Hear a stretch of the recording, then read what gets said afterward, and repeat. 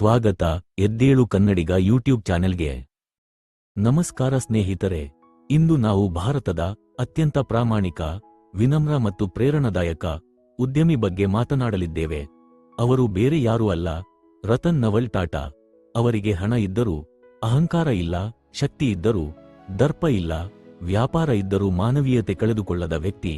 ಇದು ಕೇವಲ ಉದ್ಯಮಿಯ ಕಥೆಯಲ್ಲ, ಇದು ಒಬ್ಬ ಸಾಮಾನ್ಯ ಹುಡುಗನು ಜಗತ್ತಿಗೆ ತೋರಿಸಿದ ಅಸಾಮಾನ್ಯ ಸಾಧನೆಯ ಕಥೆ. ರತನ್ ಟಾಟಾ ಅವರು ಡಿಸೆಂಬರ್ 28, 1937 ರಂದು ಮುಂಬೈನಲ್ಲಿ ಜನಿಸಿದರು. ಅವರ ತಂದೆ ನವಲ್ ಟಾಟಾ ಮತ್ತು ತಾಯಿ ಸೋನು ಟಾಟಾ. ಬಾಲ್ಯದಲ್ಲೇ ಅವರ ಪೋಷಕರು ಬೇರ್ಪಟ್ಟರು. ಅವರನ್ನು ಅವರ ಅಜ್ಜಿ ನವಾಜ್ಬೈ ಟಾಟಾ ಬೆಳೆಸಿದರು. ಬಾಲ್ಯದಲ್ಲಿ ಅವರಿಗೆ ಒಂಟಿತನ ಇತ್ತು, ಆದರೆ ಅದೇ ಒಂಟಿತನ ಅವರಲ್ಲಿ ಸ್ವಾವಲಂಬನೆ ಮತ್ತು ಶಕ್ತಿ ತುಂಬಿತು. ರತನ್ ಟಾಟಾ ಅವರು ಅಮೆರಿಕಾದ ಕಾರ್ನೆಲ್ ಯೂನಿವರ್ಸಿಟಿನಲ್ಲಿ ಆರ್ಕಿಟೆಕ್ಚರ್ ಪದವಿ ಪಡೆದರು.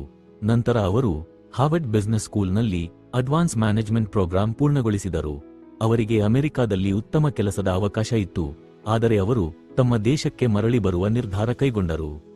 1962 ರಲ್ಲಿ ಅವರು ಟಾಟಾ ಗ್ರೂಪ್ಗೆ ಸೇರಿದರು, ಆದರೆ ನೇರವಾಗಿ ದೊಡ್ಡ ಹುದ್ದೆ ಕೊಡಲಿಲ್ಲ. ಅವರು ಟಾಟಾ ಸ್ಟೀಲ್ ಫ್ಯಾಕ್ಟರಿಯಲ್ಲಿ ಸಾಮಾನ್ಯ ಕಾರ್ಮಿಕರ ಜೊತೆ ಕೆಲಸ ಮಾಡಿದರು. ಅಲ್ಲಿ ಅವರು ನೆಲದ ವಾಸ್ತವಿಕತೆ ತಿಳಿದುಕೊಂಡರು. ಇದು ಅವರನ್ನು ಒಳ್ಳೆಯ ನಾಯಕನನ್ನಾಗಿ ರೂಪಿಸಿತು. 1991 ರಲ್ಲಿ ಅವರು ಟಾಟಾ ಗ್ರೂಪ್ ಅಧ್ಯಕ್ಷರಾದರು.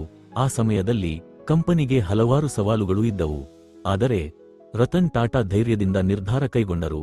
ಅವರ ನೇತೃತ್ವದಲ್ಲಿ ಜಾಗ್ವಾರ್ ಲ್ಯಾಂಡ್ ರೋವರ್ ಅನ್ನು ಖರೀದಿಸಿದರು, ಟೆಟ್ಲಿಯನ್ನು ಪಡೆದುಕೊಂಡರು, ಕಾರಸ್ ಗ್ರೂಪ್ ಅನ್ನು ಸ್ವಾಧೀನಪಡಿಸಿಕೊಂಡರು. ಟಾಟಾ ಕಂಪನಿ ಜಾಗತಿಕ ಮಟ್ಟಕ್ಕೆ ಏರಿತು. ಟಾಟಾ ನ್ಯಾನೋ ಅವರ ಕನಸಿನ ಕಾರು ಹುಟ್ಟಿದ್ದು ಹೇಗೆ ಗೊತ್ತಾ?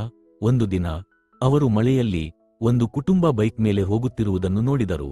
ಅವರಿಗೆ ಒಂದು ಪ್ರಶ್ನೆ ಮೂಡಿತು, ಈ ಕುಟುಂಬಕ್ಕೆ ಸುರಕ್ಷಿತ ಕಾರು ಕೊಡಲು ಸಾಧ್ಯವಿಲ್ಲವೇ ಎಂದು. ಹೀಗೆ ಹುಟ್ಟಿದ್ದೆ ಟಾಟಾ ನ್ಯಾನೋ. ಇದು ವಿಶ್ವದ ಅಗ್ಗದ ಕಾರು ಎಂದು ಪ್ರಸಿದ್ಧವಾಯಿತು. ಅವರ ಉದ್ದೇಶ ಲಾಭ ಅಲ್ಲ, ಜನರ ಸುರಕ್ಷತೆ. ಟಾಟಾ ಟ್ರಸ್ಟ್ಗಳ ಮೂಲಕ ಶಿಕ್ಷಣ, ಆಸ್ಪತ್ರೆಗಳು, ಗ್ರಾಮೀಣ ಅಭಿವೃದ್ಧಿ ಕಾರ್ಯಗಳು ನಡೆದವು. ಸಾಮಾನ್ಯವಾಗಿ ಉದ್ಯಮಿಗಳು ಹಣ ಗಳಿಸುತ್ತಾರೆ, ಆದರೆ ರತನ್ ಟಾಟಾ ಹಣವನ್ನು ಸಮಾಜಕ್ಕೆ ಹಿಂತಿರುಗಿಸಿದರು. ಪ್ರಾಣಿಗಳ ಮೇಲಿನ ಪ್ರೀತಿ ಅವರಿಗೆ ವಿಶೇಷ. ಅವರು ಸ್ಟ್ರೇ ಡಾಗ್ಸ್ಗಾಗಿ ಸಹ ಸಹಾಯ ಮಾಡುತ್ತಿದ್ದರು. ಇವರ ಈ ಒಳ್ಳೆ ಕಾರ್ಯಕ್ಕೆ ಹಲವು ಪ್ರಶಸ್ತಿಗಳು ಇವರನ್ನು ಹುಡುಕಿಕೊಂಡು ಬಂದಿವೆ. ಪದ್ಮಭೂಷಣ, ಪದ್ಮವಿಭೂಷಣ ಇವುಗಳು ಭಾರತದ ಅತ್ಯುನ್ನತ ಗೌರವಗಳಲ್ಲಿ ಸೇರಿವೆ. ಇವರ ವೈಯಕ್ತಿಕ ಜೀವನದ ಬಗ್ಗೆ ಹೇಳುವುದಾದರೆ, ರತನ್ ಟಾಟಾ ಅವರು ವಿವಾಹವಾಗಲಿಲ್ಲ.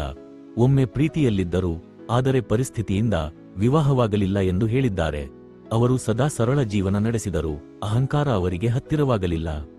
2012 ರಲ್ಲಿ ಅವರು ಅಧ್ಯಕ್ಷ ಸ್ಥಾನದಿಂದ ನಿವೃತ್ತರಾದರು, ಆದರೆ ಯುವ ಸ್ಟಾರ್ಟ್ಅಪ್ಗಳಿಗೆ ಹೂಡಿಕೆ ಮಾಡಿ ಯುವಕರಿಗೆ ಪ್ರೇರಣೆ ನೀಡಿದರು.